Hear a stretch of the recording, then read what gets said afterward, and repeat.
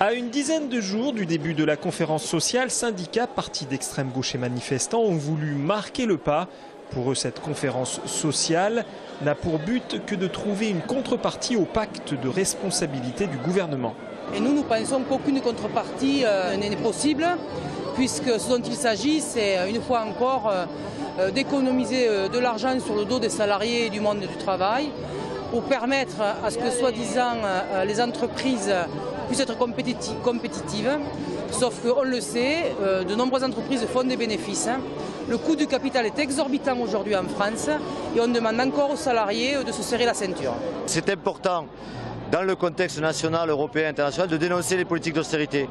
Manuel Valls veut faire 50 milliards de dépenses en moins pour les services publics, pour l'économie française, pour les Français, et 40 milliards de cadeaux aux grands groupes financiers. C'est une erreur.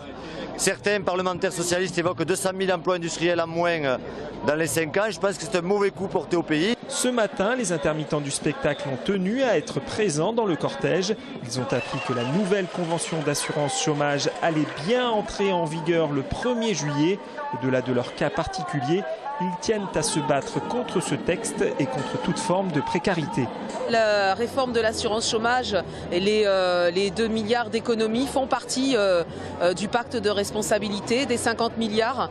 Donc il est nécessaire vraiment aujourd'hui d'être tous solidaires.